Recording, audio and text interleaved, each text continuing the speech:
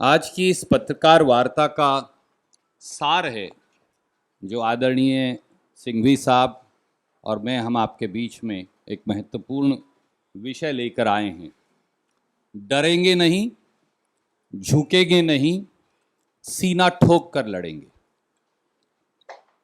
अंग्रेजी हुकूमत को जड़ से उखाड़ने के लिए भारतीय राष्ट्रीय कांग्रेस ने साल 1937 में नेशनल हेरल्ड अखबार निकाला, जिसके प्रणेता थे महात्मा गांधी, पंडित नेहरू, सरदार पटेल, श्री पुरुषोत्तम दास टंडन, आचार्य नरेंद्र देव, रफी अहमद किदवई, ये लोग थे। अंग्रेजों को इस अखबार से इतना खतरा महसूस हुआ कि उन्होंने 1942 में भारत छोड़ो आंदोलन के दौरान नेशनल हेरल्ड पर बैन लगा दिया, जो 1945 तक चलता रहा। आजादी के आंदोलन की आवाज बने इस अखबार का मूल मंत्र तब और अब दोनों समय था, आजादी खतरे में है, अपनी पूरी ताकत से इसकी रक्षा करें। आज फिर उस समय की अंग्रेजी हुकूमत का समर्थन करने वाली विचारधारा आजादी के आंदोलन की इस आवाज को दबाने का घिनौना षड्यंत्र कर रही है। इस षड्यंत्र के मुखिया स्वयं प्रधानमंत्री श्री नरेंद्र मोदी हैं और उनका हथियार उनका चहेता और पालतू ईडी है। देश को गुमराह करने के लिए आए दिन मुद्दों को भटकाने की राजनीति में माहिर मोदी सरकार अब बदले की भावना में अंधी हो गई है।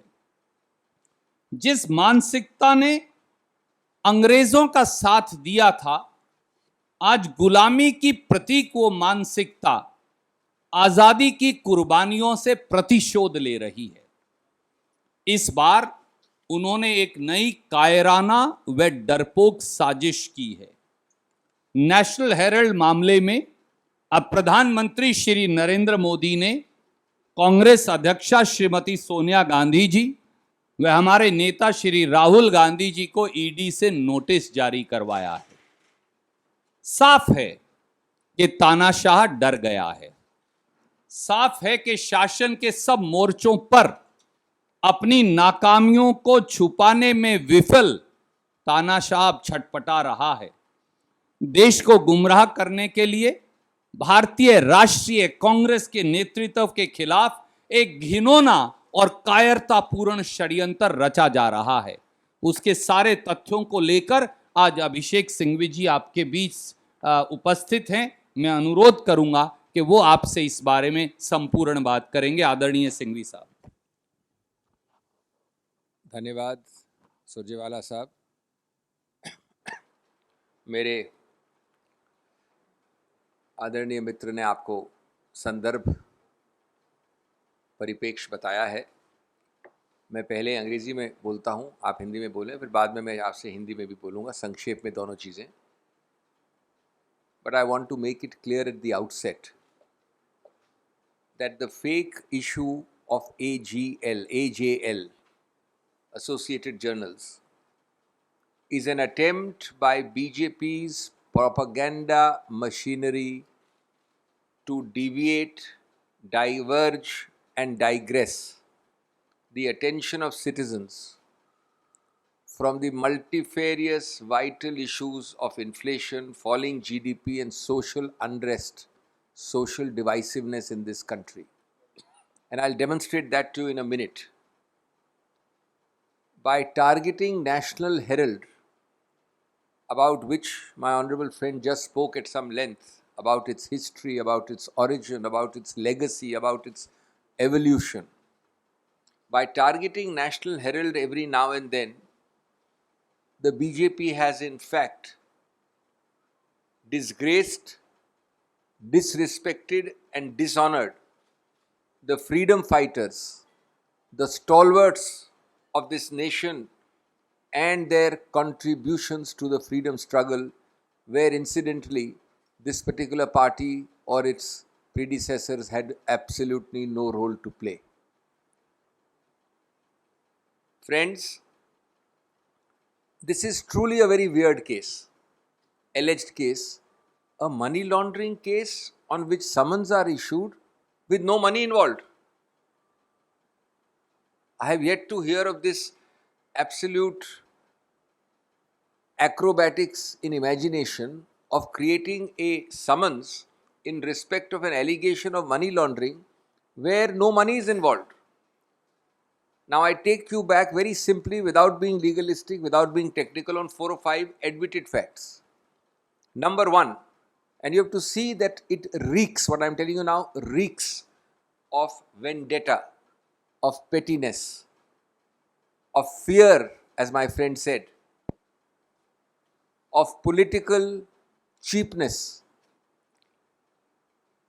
The CBI allegations in this regard, or the investigative process in this regard, let me be more accurate, starts with a well-known baiter of the Congress party, Dr. Subramaniam Swamy, and we are taken back to 2014 to 15 period. From 2014 to 15, the ED has not thought it fit till today, because they know they have no material to seek summons about the Congress president or about the former Congress president. Today, on the same facts, exactly the same alleged acts and omissions, not a comma, full stop change, in 22 June or in 22 end May, you are issued summons to divert attention on the same facts by ED. Now, what is the issue on facts, and why I said there is a strange case of alleged money laundering without money? There is, as my friend said, a company called AJL. It's a venerable old company for decades. It carries the great flag of National Herald with the legacy and the evolution we have just discussed. Over the years, it was there to project a thought process, a set of values, but commercially could not succeed. Therefore, commercially, AJL had a lot of financial problems over the decades. Ultimately, the Congress party, which believes in those values, stepped in and over a period of time gave 90 odd crores as financial support at different times. So AJL became an indebted company, a company with debt. Now comes the remarkable thing. AJL did what every company in India does, what every company abroad does, what is known as the basics of corporate activity. It converted its debt into equity.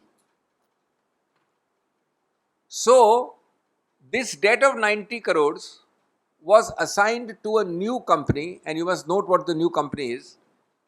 It's called Young India, so that the books of AJL became debt free.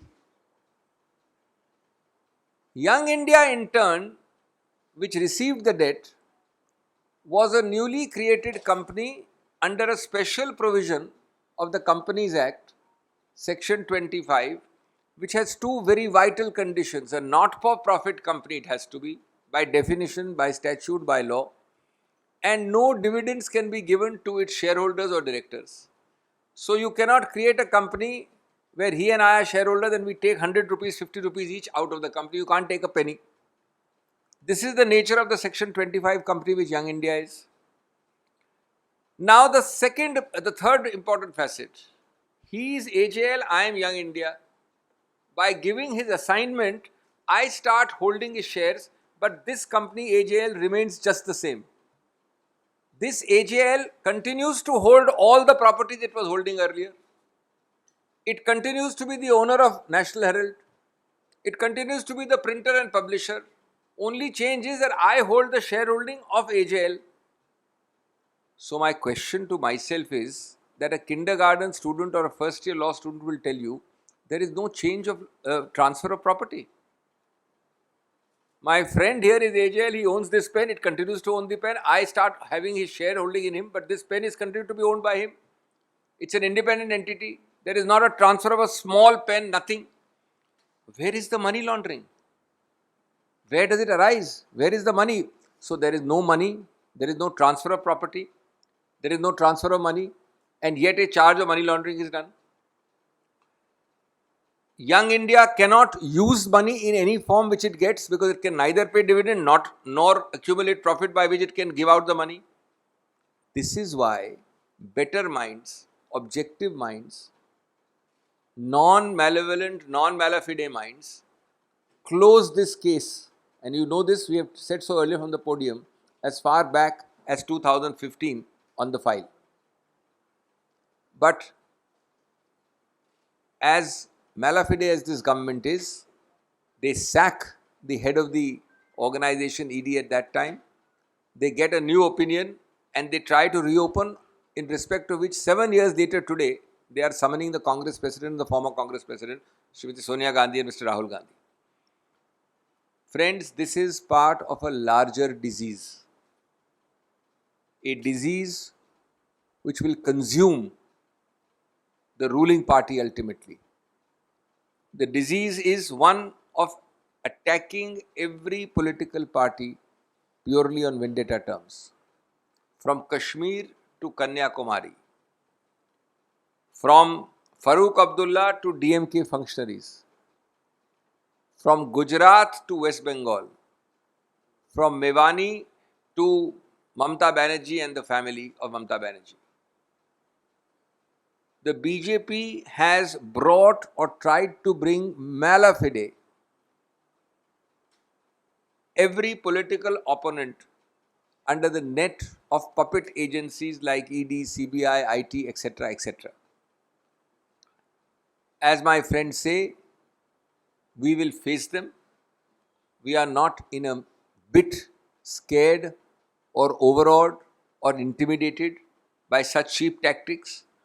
But this interaction is being held to tell you the hollowness, more hollow than a pack of cards, of the essential allegation on which summons is issued. Nothing exists because nothing can exist, and therefore we want you to see it for what it is. Thank you. इसको मैं संक्षेप में हिंदी में बोल देता हूँ. मेरे आदरणीय मित्र ने आपको इसका संदर्भ बताया, इसका इतिहास बताया, नेशनल हेराल्ड की विरासत बताई और उसकी कई दशकों, भारत की आज़ादी के कई दशकों पहले से उसका इतिहास बताया. उसके साथ जुड़े हुए ऐसे दिग्गज नाम उन्होंने बताए. मैं आपको संक्षेप में इतना कहना चाहता हूँ कि ये एक इतना ज़्यादा मनगढ़ंत काल्पनिक आरोप है कि एक प्रकार से ये मजाकिया चीज़ है. और मैं आपको ये प्रमाणित करना चाहता हूँ कि सिवाय इस प्रतिशोध की जो भावना जिसके साथ ये सत्तारूढ़ पार्टी अपने हर राजनीतिक विरोधी को अटैक करती है, इसमें कुछ भी नहीं है. 5 या 6 तथ्य बड़े सरल हैं, उनको आप देख लीजिए और अपने आप निर्णय करिए कि इस प्रकार का समन्स माननीय कांग्रेस अध्यक्ष और पूर्व कांग्रेस अध्यक्ष को दिया जा सकता है 2022 में. नंबर 1, यही चीज़ों के विषय में कानूनी कार्रवाई 2014-15 से चल रही है.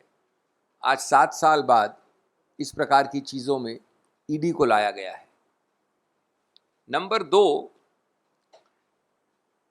ये विचित्र केस इसलिए है कि जहाँ कोई पैसा नहीं है या जहाँ कोई प्रॉपर्टी का स्थानांतरण नहीं है, वहाँ पर मनी लॉन्ड्रिंग कैसे हुई, ये हमको कोई समझाए.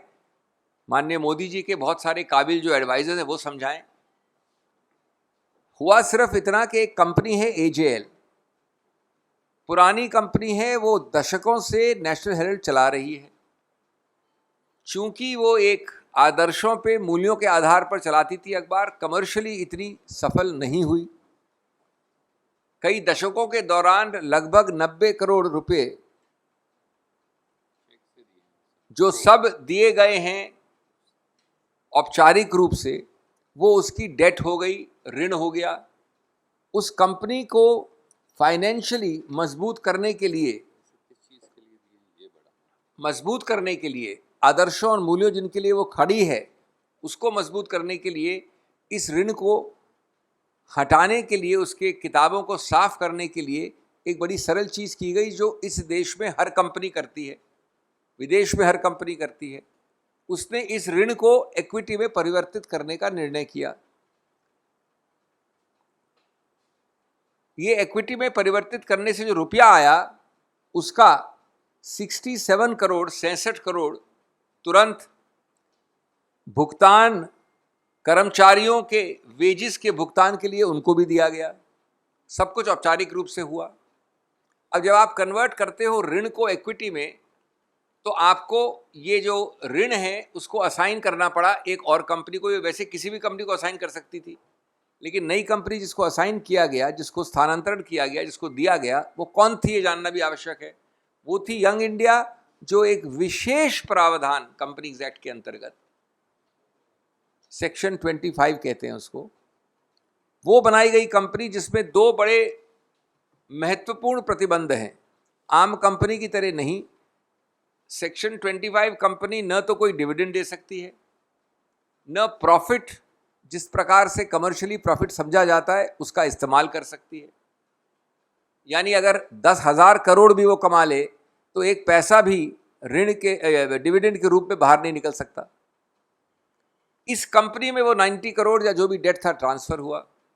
दूसरी बात, जब ये कन्वर्ट होती है ऋण इक्विटी में, तो यंग इंडिया वैसी ही रहती है, सिर्फ वो शेयर होल्डर बन जाती है एजेएल में, और एजेएल के पास जितनी भी संपत्ति है, अचल या मूवेबल, वो सब एजेएल के पास ही रहती है।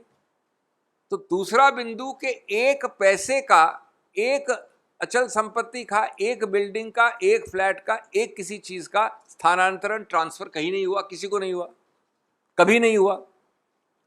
तीसरी बात, जो कुछ भी रुपया आया यंग इंडिया में कभी भी, ये किसी का आरोप भी नहीं है कि उसको बाहर दिया गया, डिविडेंड दिया गया, जो दे नहीं सकते सेक्शन 25 में। चौथा, कि जब वही सब चीज वैसी हैं तो मनी लॉन्ड्रिंग कहां से आती है? अनुच्छेद 50 जो मनी लॉन्ड्रिंग एक्ट के अंतर्गत है, उसके अंदर समझ आप कैसे इशू करते हैं? जो तर्क मैंने अभी आपको बताया, और वो चौथा बिंदु है मेरा, उसके अंतर्गत 2015 में ये केस बंद हो गया था। याद रखिए, 2014 के पहले का केस है ये। ईडी की तरफ से ये केस बंद हो गया। हमारे सत्तारूढ़ सरकार के लोगों को अच्छा नहीं लगा, उन्होंने ईडी में लोगों को बदला, हटाया,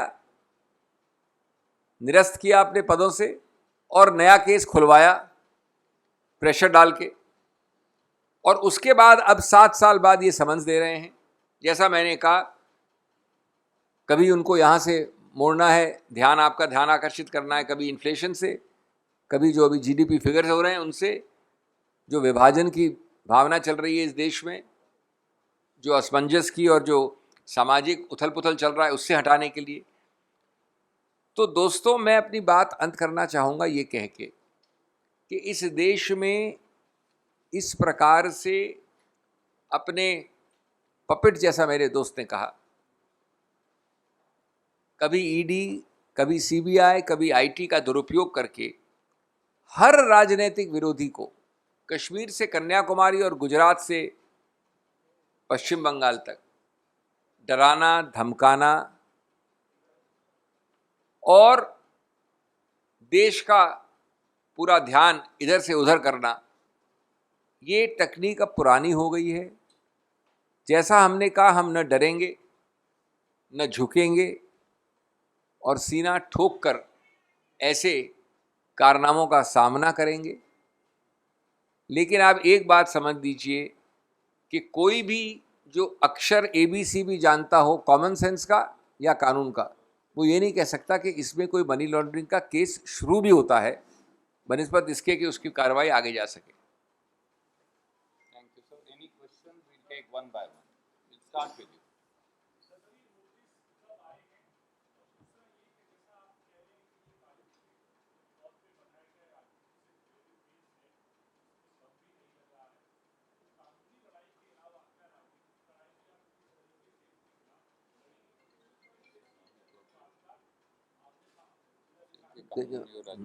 देखिए, बिल्कुल लड़ेंगे। आपने एक प्रकार की जो साफगोई की लड़ाई है वो आज शुरू हुई है, ये भी राजनीति का एक हिस्सा है, कानून का भी हिस्सा है, आपको स्पष्टीकरण देना। ये कार्रवाई चलती रहेगी। नोटिस की तिथि आवश्यक नहीं, कुछ दिन पहले का नोटिस है, लेकिन जैसा हमने कहा कि पूरी तरह से हम उसकी तामील करेंगे, हमें कुछ छुपाना नहीं है, और पुरजोर तरीके से, बिना डरे, बिना हटे, बिना हेजिटेशन के हम इसका सामना करेंगे। और इसके बारे में आपको आज सब तथ्य बताए हैं, वो भी उसी लड़ाई का एक प्रक्रिया है, कड़ी है।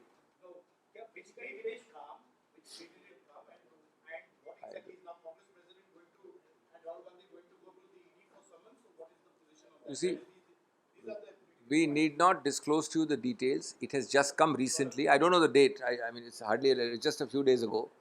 But you can rest assured that whoever is present in the country, and certainly the Congress president is here, will go. If there is some small accommodation or time required for somebody who is not here, that time will be sought. We'll write a letter, we'll see the dates, but the point is we are fully complying with everything. We will write to them upfront, and that is. But you had said that there was no case earlier. Now, because all others have been questioned, so this is just a natural calamity, like the president was done, Mr. Karge was done, all those who have been directors have been called. I am making it clear for the reasons already stated when you were missing, that there is nothing in this case. Now, beyond this, if Section 50 notice can be met with impunity or defiance, which we don't intend to do, because we have nothing to hide. But we are now answering the court of public opinion, not the ED at this stage. As far as ED is concerned, we'll give them whatever answers they want and whatever questions they ask. This is a political battle. This is nothing else. You're not. No, they're both legal, political, social, everything, communication, everything. Sir, आपने कहा कि इस पूरे case में काल्पनिक है, कोई मुद्दा नहीं है कि केस चलाया जाए, लेकिन आपने कहा कि रिसेंटली ये नोटिस आया है, कब तक पेश होने के लिए कहा गया है? अभी निकट भविष्य में. दूसरी चीज की इस तरह के संबंध में क्या पेश होना होता है या दूसरा भी कानूनी रास्ता होता है? क्या इस तरह के देखिए, ऐसा है, इन तथ्यों का कोई खास मायने नहीं, लेकिन आप पूछ रहे हैं तो अभी वाला जो नोटिस है माननीय कांग्रेस अध्यक्ष का, वो 8 तारीख को उनको बुलाता है, एक पॉइंट। दूसरा, इसमें जो भी उत्तर होते हैं, तथ्य होते हैं, जो कानूनी जवाब होते हैं, वो सब उनको दिए जाएंगे। कानून की एक प्रक्रिया है, उसको देखा जाएगा, लेकिन हमारा आज का उद्देश्य वो है जो हमने आपको बताया है। 8 जून बिल्कुल जाएंगे, बिल्कुल 100% जाएंगे। 8 जून 8 मैंने कहा कि माननीय कांग्रेस अध्यक्ष जाएंगी। अगर राहुल जी यहाँ हुए तो जाएंगे, नहीं तो थोड़ा सा समय मांग सकते हैं, वो हमको पता नहीं डिटेल्स अभी। थैंक यू, धन्यवाद। Sending you the thank you. ध्यान नहीं, नोटिस लिखा है इसमें क्या बड़ी।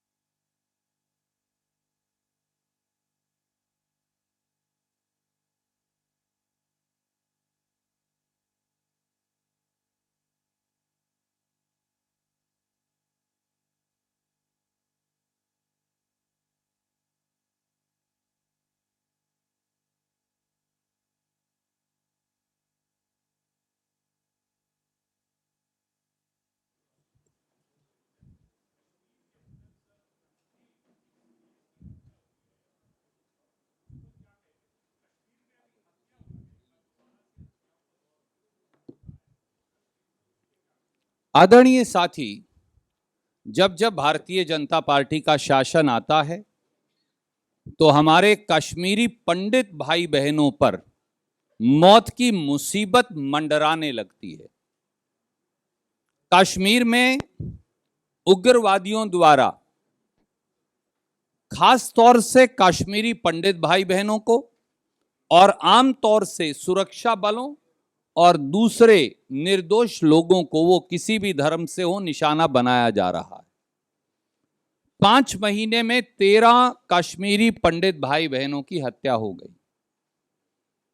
कल जो हुआ, एक अध्यापिका जो वापस कई साल के बाद मोदी जी के आश्वासन पर बच्चों को पढ़ाने गई थी, जिस निर्ममता और निर्दयता से उग्रवादियों ने उनके सर में गोली मारकर हत्या कर दी, पूरी मानवता उससे शर्मसार हुई।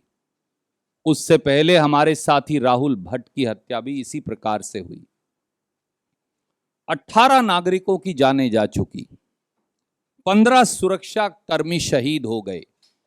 सारे कश्मीरी पंडित भाई बहन आंदोलनरत हैं, बार बार ये कह रहे हैं कि हमें यहां नहीं रहना, हमें तो छोड़कर जाना है, हमें कहीं और सुरक्षा दीजिए।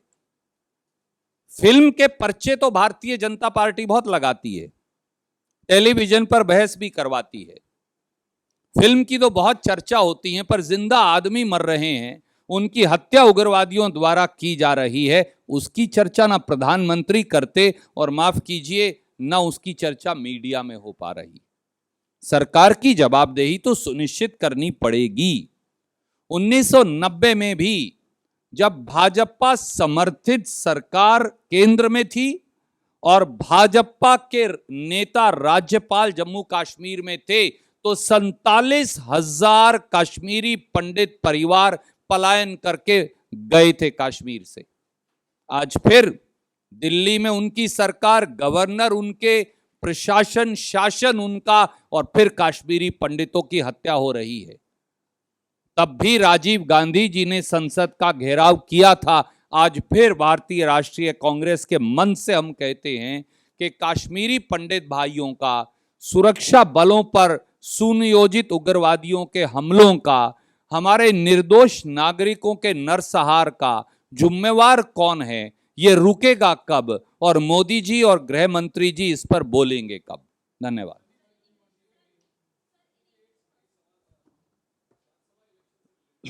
Can I just answer this? And the Kashmiri Pandit brothers and sisters are facing murderous assaults and attacks by terrorists every day. In last 5 months alone, 13 Kashmiri Pandits have been killed. 18 civilians have been killed. 15 army and armed forces personnel have been killed in terrorist attacks. Last 24 hours, and in fact little before that, our brothers and sisters, Kashmiri Pandits, have been protesting against Modi government, asking to be shifted back to secure locations as they are unable to live and government is unable to provide them security as also protect their life. Tell me, if Prime Minister Modi and Amit Shah ji can't protect the lives of our Kashmiri Pandit brothers and sisters, do they have even right to remain in office? It's all right to publicize films in order to polarize and divide, but when will they undertake the dharma and duty of protecting the lives of civilians, whichever religion they may come from, particularly Kashmiri Pandit brothers and sisters who are actually facing murderous attacks and assaults by terrorists, and the government of the day is on a mute mode. Thank you.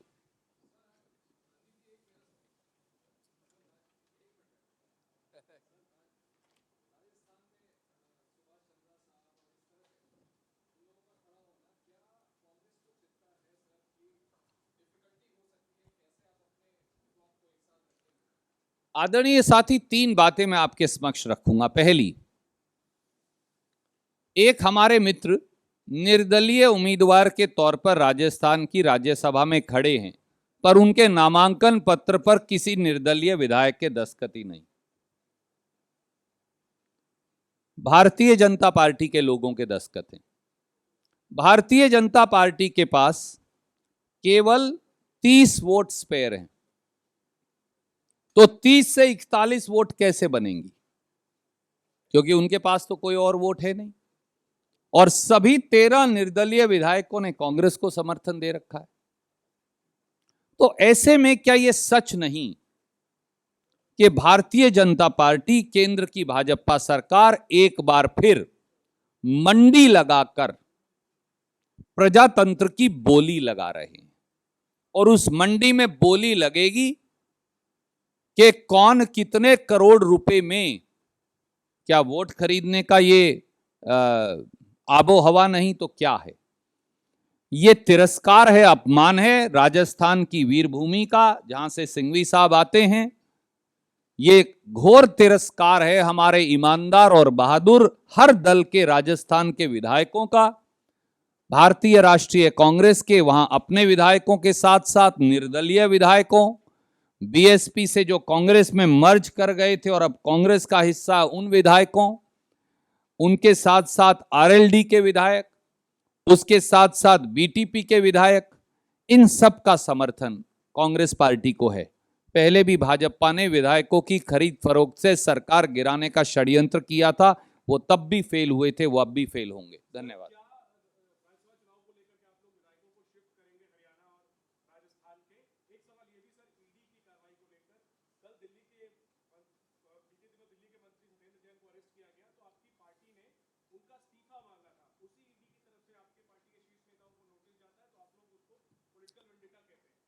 पहली बात तो विधायकों को कहीं shift करने की जरूरत नहीं। हमारे विधायक जो हैं वो काबिल हैं, लायक हैं, निर्भीक हैं, निडर हैं और अडिग हैं। और आदरणीय मित्र, कम से कम आप दोनों केस के तथ्य मैं जरूर आपसे हाथ जोड़कर विनती करूंगा, उनका थोड़ा सा अध्ययन करेंगे तो आपको अंतर अपने आप नजर आ जाएगा। शुक्रिया।